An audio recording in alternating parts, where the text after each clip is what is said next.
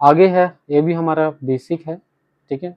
Next आती है हमारी cells, prokaryotic cells and eukaryotic cells. Clear. So what is prokaryotic and eukaryotic, आप देख सकते हैं। देखिए सबसे फर्स्ट जो हम मल्टी सेलुलर ऑर्गेनिज्म जो हैं, जो एनिमल्स हैं, हम क्या है मल्टी सेलुलर हैं। हमारे अंदर यूकैरियोटिक सेल होती है, जो हमारे बैक्टीरिया है वो प्रोकैरियोटिक सेल होती है उनके अंदर, bacteria and cyanobacteria. Clear. Bacteria and cyanobacteria, उनमें कौन सी सेल होती हैं, कौन सी सेल, इन बैक्टीरिया एंड साइनोबैक्टीरिया, कौन सी सेल होगी इनमें, prokaryotic cell, prokaryotic. Clear. But जो मल्टी सेलुलर होंगे, जिनका स्ट्रक्चर कॉम्प्लेक्स होता है, बॉडी शेप डिफरेंट होता है यूनिसेलुलर से, बैक्टीरिया से, उनके अंदर कौन सी सेल होगी, यूकैरियोटिक सेल होगी। क्लियर। सबसे फर्स्ट आते हैं, हम इसको कैसे स्टार्ट करेंगे, टाइप ऑफ सेल्स लिखेंगे। टाइप ऑफ सेल्स में कौन सी सेल आई हमारी, दो। First one is prokaryotic, prokaryotic cell. Clear. Other one is eukaryotic,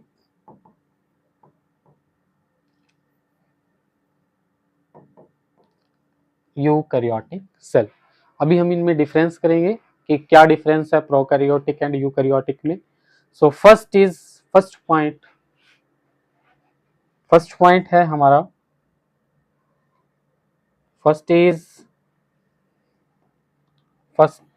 is in the prokaryotic cell, they have lack of well defined nucleus, they have a lack of well defined nucleus, lack of well defined nucleus। Clear. हमारी जो prokaryotic cell होती है उसमें जो nucleus present होता है वो क्या होता है, वेल डिफाइंड नहीं होता। क्लियर। जो हमारी प्रोकैरियोटिक सेल में उसमें वेल डिफाइंड न्यूक्लियस प्रेजेंट नहीं होगा, बट इसके अंदर क्या होगा, हमारी जो यूकैरियोटिक सेल है उसमें क्या होगा, वेल डिफाइंड न्यूक्लियस प्रेजेंट होगा। First is the difference in that they have a well defined nucleus in eukaryotic cell, but in prokaryotic cell they have a lack of well defined nucleus। first point is clear।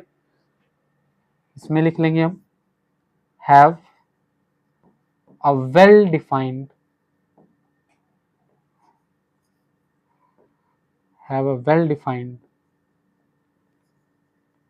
nucleus। यहां तक सभी को clear होगा कि prokaryotic cell में lack of well defined nucleus होते हैं, in eukaryotic cell have a well defined nucleus present होगा। Second is example. एग्जांपल में हम क्या लिखेंगे, एग्जांपल लिख लीजिए। सेकंड एग्जांपल, प्रोकैरियोटिक सेल का एग्जांपल में आ जाएगा हमारे बैक्टीरिया एंड साइनोबैक्टीरिया।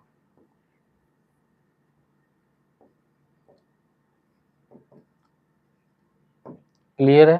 एग्जांपल में कौन सा आएगा प्रोकैरियोटिक में, bacteria, cyanobacteria, but in eukaryotic cell examples में क्या आ जाएगा, plant cell and animal cell. Example plant cell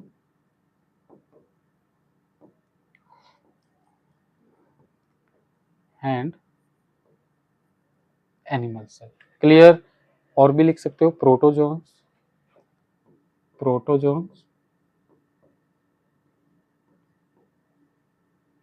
clear है। ये हमारा सेकंड डिफरेंस हो जाएगा, इसमें एग्जांपल्स में बैक्टीरिया एंड साइनोबैक्टीरिया। साइनोबैक्टीरिया को हम दूसरे किस नाम से जानते हैं, ब्लू ग्रीन एल्गी। इसमें को ब्रैकेट में लिख देते हैं हम, blue green algae. Clear. Cyanobacteria को हम ब्लू ग्रीन एल्गी भी बोल सकते हैं। और ये हमारा एग्जाम्पल है प्रोकैरियोटिक का, ये हमारा है यूकैरियोटिक का, plant cell, animal cell and protozoans. यहाँ तक क्लियर है सभी को। अब एक डिफरेंस और करते हैं हम। Next is third difference.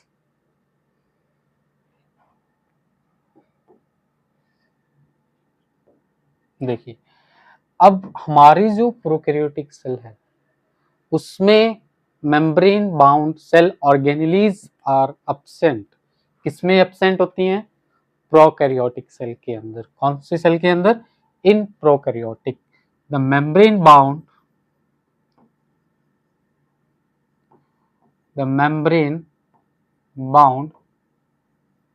cell organelles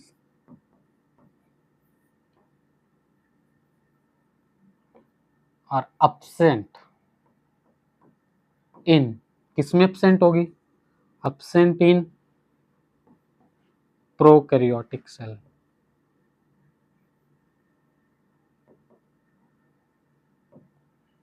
clear? But in eukaryotic the membrane bound cell organelles are present। in eukaryotic cell the membrane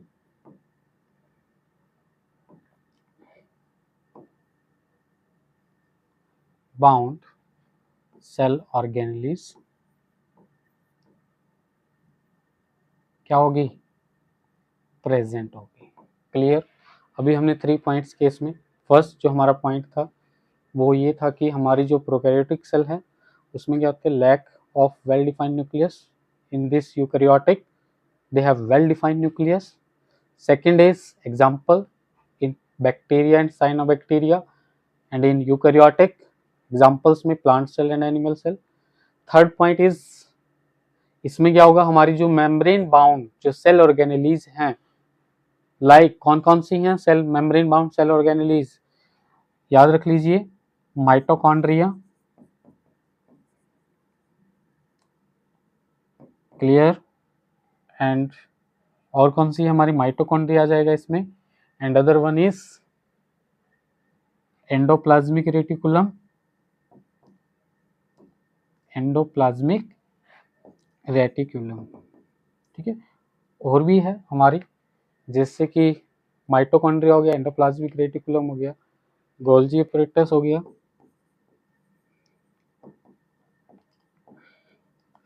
ठीक है, तो ये आपने याद रखनी है। ठीक है, आप इतने भी लिख दोगे तो इनफ है। ये हमारी मेम्ब्रेन बाउंड है जो कि एब्सेंट होती है in the prokaryotic, but they are present in the eukaryotic. In prokaryotic में एब्सेंट होगी, यूकैरियोटिक में प्रेजेंट होगी। क्लियर? अब हम आते हैं नेक्स्ट टॉपिक पे जो हमारा है ब्रांच ऑफ बायोलॉजी। क्लियर? यहाँ तक आप सभी को अच्छे से क्लियर होगा। कोई ऐसा पॉइंट अगर ना क्लियर हो तो आप मुझे बोल सकते हैं। So next is branches of biology. Clear? Start करते हैं।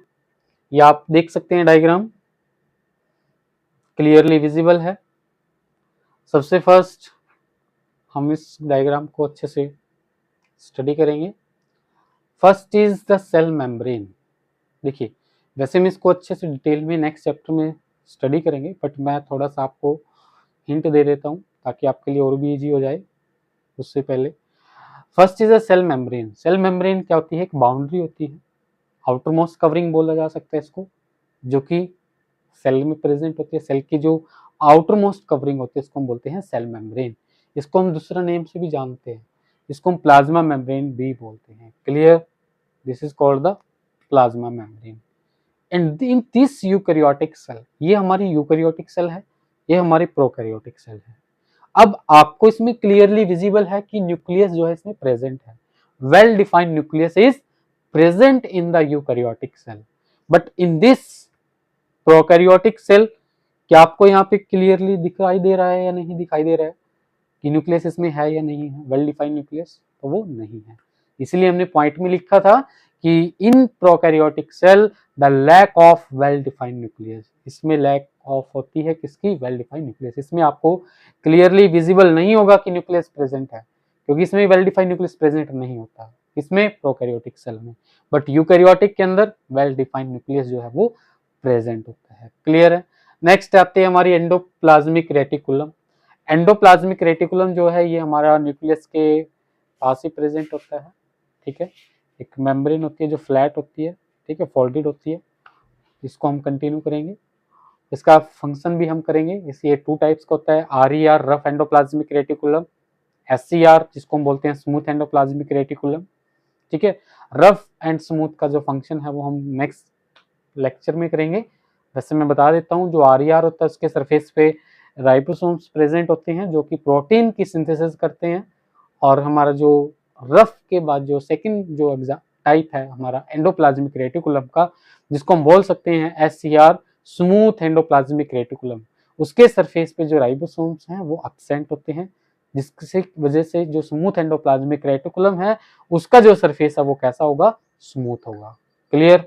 और वहां पे प्रोटीन की सिंथेसिस नहीं होगी, क्यों? क्योंकि हमारे जो राइबोसोम्स होते हैं, जो स्फेरिकल छोटे छोटे स्ट्रक्चर प्रेजेंट होते हैं सेल के अंदर, वो हमारी प्रोटीन फैक्ट्रीज बोलते हैं उनको हम। क्या होती हैं वो? प्रोटीन फैक्ट्रीज बोला जाता है, इसीलिए वो प्रोटीन की सिंथेसिस करते हैं। बट अगर हमारे स्मूथ एंडोप्लाज्मिक रेटिकुलम में राइबोसोम्स नहीं होंगे तो प्रोटीन की सिंथेसिस नहीं होगी। तो किसकी सिंथेसिस करता है स्मूथ एंडोप्लाज्मिक रेटिकुलम? लिपिड्स की सिंथेसिस करता है, फैट्स की सिंथेसिस करता है। बट हमारा जो RER है वो हमारा प्रोटीन की सिंथेसिस करता है। क्लियरली आपको ये अच्छे से समझ आया होगा, और आगे हम इसको बहुत अच्छे से विद स्ट्रक्चर के साथ इसको हम डिटेल में, इसको नेक्स्ट चैप्टर में हम इसको स्टडी करेंगे। अभी हम चलते हैं नेक्स्ट टॉपिक। जो नेक्स्ट जो हमारा पार्ट है इस डायग्राम का वो है साइटोप्लाज्म। एज यू नो, आपको मैंने पहले भी बताया था कि जो साइटोप्लाज्म है, cytoplasm is the fluid matrix of the cell, और साइटोप्लाज्म जो है उसी के अंदर हमारी क्या प्रेजेंट होती हैं? सेल ऑर्गेनेलीज प्रेजेंट होती हैं, और वो सेल ऑर्गेनेलीज अलग अलग टाइप की हैं जो कि अपना अलग अलग फंक्शन परफॉर्म करती हैं। उनका जो स्ट्रक्चर है वो भी क्या होता है? डिफरेंट होता है। जैसे कि आप इसी के अंदर देख सकते हैं इस डायग्राम में, हमारी कौन सी ऐसी सेल ऑर्गेनेलीज है जिनका फंक्शन भी अलग है, स्ट्रक्चर भी अलग है। आप देख सकते हैं न्यूक्लियस हो गया, ER हो गया, एंडोप्लाज्मिक रेटिकुलम, ये भी एक हमारा किसका एग्जांपल है? सेल ऑर्गेनेलीज का। ये भी हमारे किस में आती है? सेल ऑर्गेनेलीज में आती है। क्लियर। ये लाइसोसोम्स, ये भी एक सेल ऑर्गेनेलीज है। ये क्या काम है? इसको हम सुसाइडल बैग बोलते हैं, हमारी सेल को क्लीन करने में हेल्प करते हैं। Next is mitochondria. You know very well, बहुत अच्छे से आप जानते हो हमारी बॉडी को क्या चाहिए? एनर्जी। वो एनर्जी कहाँ पे बनती है? सिंथेसिस कहाँ पे होती है एनर्जी की? माइटोकॉन्ड्रिया के अंदर। इसलिए माइटोकॉन्ड्रिया को क्या बोलते हैं? Mitochondria is called the power house of the cell. हमारी सेल को क्या देता है? ये एनर्जी देता है। और वो एनर्जी किस फॉर्म में सिंथेसिस होती है? The energy is synthesized in the form of ATP. You know what is ATP? It is the form of energy. ATP एक एनर्जी की फॉर्म है, और ATP की फुल फॉर्म जो है वो क्या है? Adenosine triphosphate. Clear. Next is the Golgi apparatus। ये भी एक सेल ऑर्गेनेलीज है, ठीक है। इसका भी हम फंक्शन आगे नेक्स्ट लेक्चर में करेंगे। तो आगे हम आते हैं इन दिस प्रोकैरियोटिक सेल।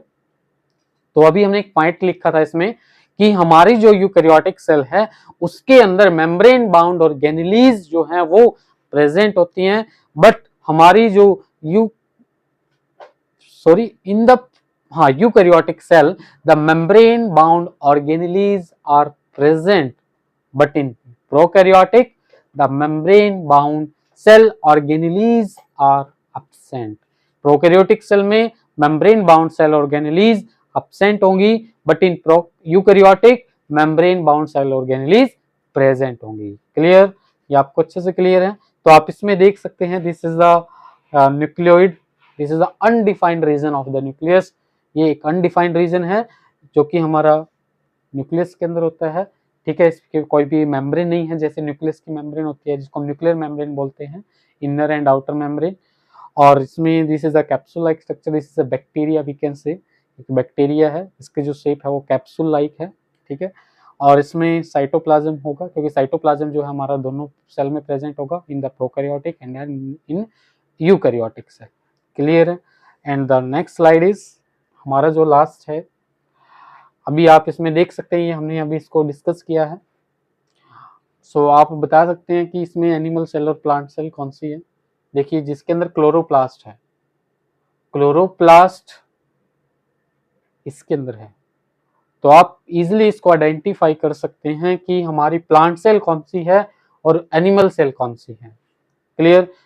तो आपको कैसे देखना है कि प्लांट सेल कौन सी है। फर्स्ट मेजर जो डिफरेंस होता है वो होता है हमारा वैक्यूल्स का।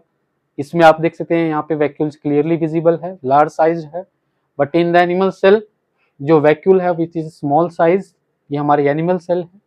सेकेंड डिफरेंस क्या होगा हमारा in the plant cell and animal cell में।